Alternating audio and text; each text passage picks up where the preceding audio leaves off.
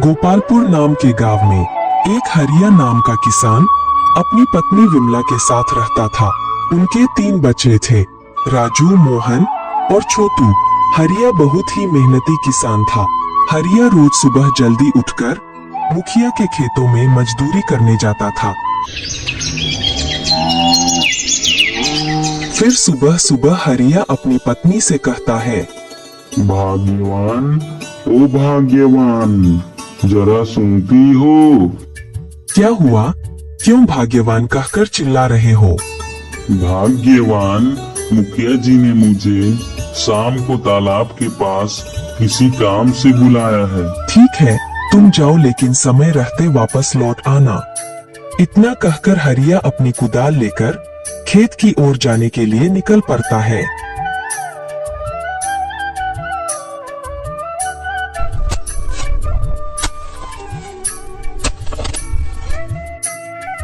अरे मदन, मैं चलता हूँ भाई, मुझे मुखिया जी से कुछ काम है। दिन भर मुखिया के खेत में काम करने के बाद हरिया मुखिया से मिलने के लिए तालाब की ओर निकल पड़ता है। अरे भाई हरिया, कैसे हो? परिवार कुशलता पूर्वक तो है ना? हाँ मुखिया जी, आपकी दुआ और प्रभु के आशीर्वाद से सभी कुशल ही हैं। हरिया, आजकल खेतों का काम कैसा चल रहा है? हरिया, इस बार पिछले साल से ज्यादा खेती करनी है। इस बार थोड़ा खेतों में ज्यादा मेहनत करनी पड़ेगी। ठीक है मुखिया जी, मैं पूरी कोशिश करूंगा। आगे ईश्वर की माया है। अरे भाई हरिया, बातें करते करते जो काम से तुम्हें बुलाया था, वह काम तो बताना ही भूल गया। किस काम से बुलाए थे मुखिया जी? मेरे काम में कोई भूल तो नहीं हो गई है? अरे हरिया भाई, ऐसी कोई बात नहीं है। तुम्हारे काम में कोई भूल नहीं हुई है। मैं तुम्हारे काम से बहुत खुश हूँ। चिंता करने की कोई बात नहीं है। तो क्या बात है मुखिया जी? हरिया, कल सुबह तुम्हें एक छोटा सा सामान लेकर चंदनपुर गांव जाना है। चंदनपुर गांव में मेरे मित्र गोपाल को सामान दे आना। मैं किसी काम से कल पास के गांव जा रहा हूँ, इस कारण मैं तुम्हें ये काम सौंप रहा हूँ। बस इतनी सी बात है? मैं इस सामान को कल ही पहुंचा दूंगा मुखिया जी। हरिया, इस काम के बदले में मैं तुम्हें अपनी 25 बीघा जमीन खेती करने के लिए देता हूँ। तुम जितनी भी फसल करोगे, उस फसल का आधा भाग तुम्हारा होगा और आधा मेरा। 25 बीघा जमीन? मुखिया जी, आप क्या सच कह रहे हो? मैं सच कह रहा हूँ हरिया, मुझे तुम पर पूरा विश्वास है।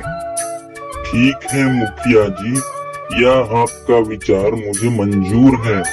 मैं 25 बीघा जमीन पर खेती जरूर करूंगा। हरिया मुखिया जी की बात सुनकर बहुत खुश हो जाता है और जल्दी से मुखिया जी से सामान लेकर घर की ओर निकल पड़ता है।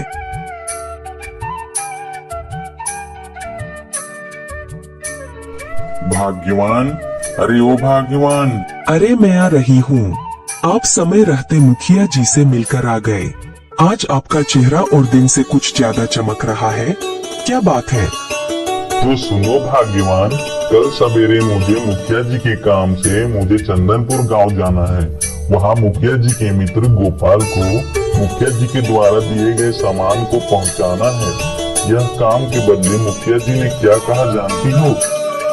मुखिया जी ने क्या कहा? मुखिया जी ने कहा, मैं तुम्हें अपना 25 बीघा जमीन खेती करने के लिए देता हूँ। तुम जितना भी फसल करोगे, उस फसल का आधा भाग हमारा और आधा भाग मुखिया जी का होगा। भाग्यवान, यह सब प्रभु की कृपा है। यह सुनकर विमला खुशी से मन ही मन के अंदर झूमने लगी।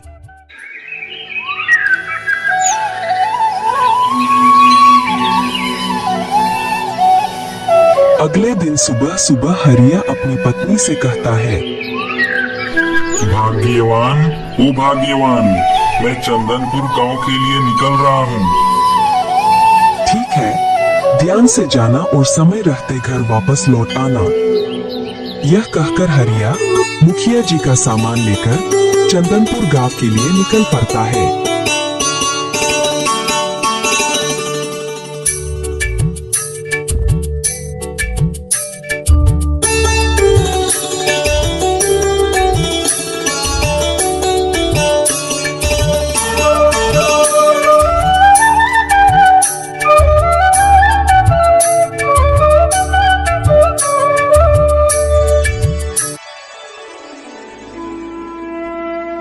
हरिया चलते चलते आखिरकार चंदनपुर गांव में पहुंच जाता है।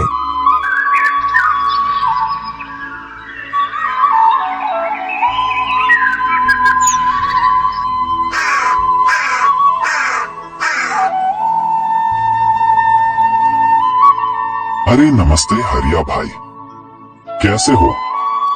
सभी गोपालपुर वासी कैसे हैं? नमस्ते नमस्ते गोपाल भाई, मैं ठीक हूँ। और आप कैसे हो? और हमारे सीतापुर वासी भी ठीक ही हैं गोपाल भाई। अरे हरिया भाई, मैं ठीक हूँ। चंदनपुर गांव कैसे आना हुआ? मेरे मित्र मुखिया जी कैसे हैं?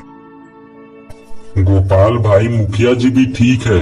उन्होंने आपके लिए एक सामान भिजवाया है, इसलिए सीतापुर से चंदनपुर आपके यहाँ आया हूँ। अच्छा दिखाओ, मेरे मित्र ने ऐसा क्या भिजवाया है? हाँ हाँ गोपाल भाई, ये लो। यह कहकर हरिया गोपाल को अपना सामान दे देता है। अरे हरिया भाई, इतनी दूर से आए हो, थोड़ी देर आराम कर लो। थक गए होगे, फिर थोड़ी देर आराम करने के बाद चले जाना।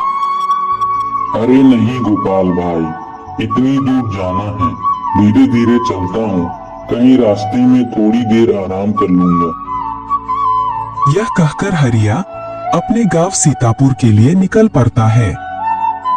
कुछ दूर जाने के बाद हरिया सोचता है कि क्यों ना इस पेड़ की छाया में थोड़ी देर के लिए आराम किया जाए। यह सोचकर हरिया पेड़ की छाया में बैठ जाता है।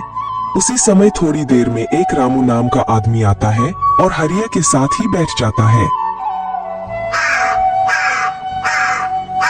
अरे हरिया भाई, कहाँ से आ रहे हो आप? बहुत दिनों के बाद दिखाई दिए।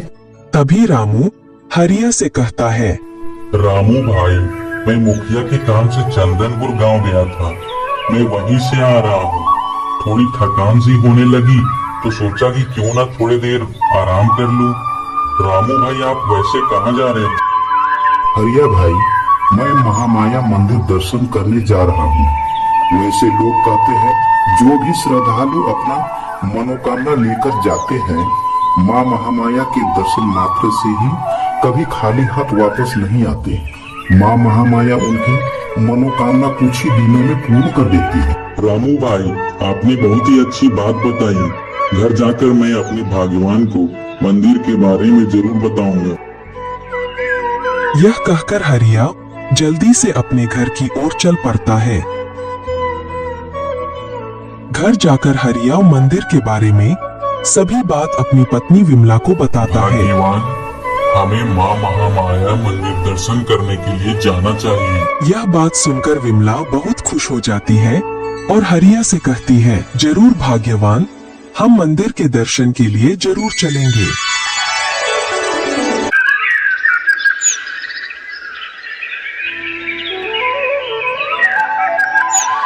अगले दिन सुबह सुबह हरिया अपने परिवार को लेकर मंदिर की ओर निकल पड़ता है।